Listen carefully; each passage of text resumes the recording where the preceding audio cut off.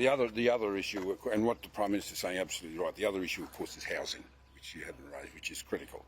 One of the things that we've learnt in recent years was when the states and territory came to the federal government and said we've stuffed up in relation to allocation of remote housing, and we had to bail them out to the tune of $5.3 billion, plus a top-up over a 10-year period from the PARI. What that has taught us, and what's important for us, is that we provide the money, like we do with health. We provide the money to the state governments and say, rightio, this is what we'd like you to do. But there needs to be a lot more transparency, and I think the federal government, and this is something that I'll be arguing, federal government needs to have more of an oversight to make sure that the money that's allocated for remote housing actually goes to remote housing. I think that is absolutely critical. We've also got to change the formula. There isn't a single remote community in Australia that it's only family homes that are built. What happens to the young adults, male and females, that are staying in these homes? They've got no choice but to live with their families.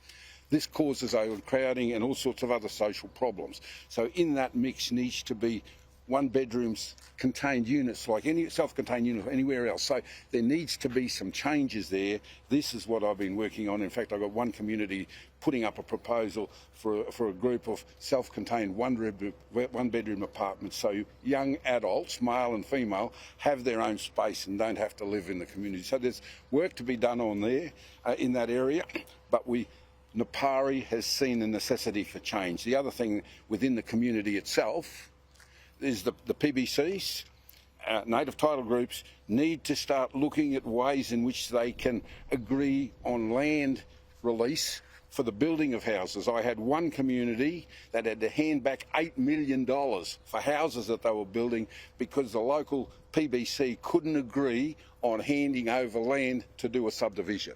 And so they had to hand it back, and the people that refused to do it were people that actually missed out on a house. So these are the changes that need to be done. Inflation rate is far worse than what your own budget papers say. So going to 3% in 12 months' time just isn't realistic, is it? The forecasts that are set out in the budget dealt with what is happening next financial year. I mean, the figures that you've seen that have been released, that predates the halving of the petrol tax.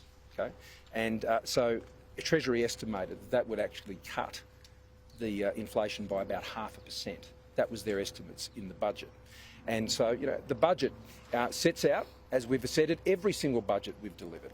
It sets out that economic plan for the future.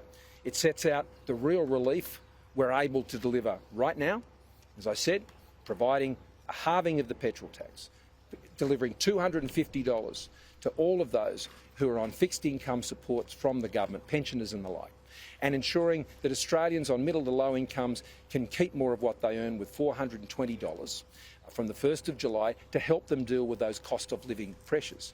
But the budget is also an economic plan for the future. It underwrites the essential services that we can guarantee because we run a strong economy. It underpins the increasing investments that we're making in our defence forces, including here in far north Queensland. It underwrites those essentials that Australians rely on, those pharmaceuticals on the Pharmaceutical Benefits Scheme, the support for Medicare, which is at record levels, over 88% bulk billing around the country.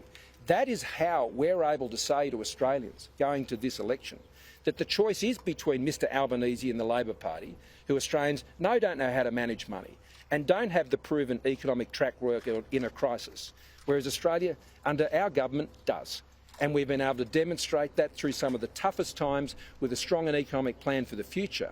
And the other thing that means is right here, in communities in far north Queensland, in regional areas around the country, we continue to make the important investments. I was here with Warren at the start of the year, $1 billion addition committed to our Great Barrier Reef, to not just protect the livelihood of the reef, but to protect the livelihoods of Australians who depend on the reef. $3 billion investment in ensuring the best reef management practices in the world. Secondly, $15 million right here for tourism tropical North Queensland, to go and get those international tourists back into this community. $15 million, a quarter of our international tourism increase in the budget going right here into far north Queensland to get those jobs back, to get those tourists back. And today, the completion with the $24 million we've announced for this marine precinct, creating jobs in heavy industry with skills and trades, providing a strong future for far north Queensland, because a strong economy means a stronger future. Thanks very much, everyone.